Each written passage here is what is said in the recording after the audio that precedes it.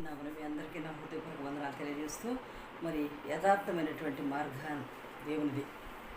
యెహోవా నా బలమా, యథార్థమైనది నీ మార్గం, పరిపూర్ణమైనది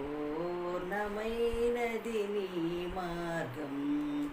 యెహోవా నా దీపమును వెలిగించువాడు, నా చీకటిని వెలుగుగా చేయున్. నా దీపమును వెలిగించువాడు, నా చీకటిని వెలుగుగా చేయున్.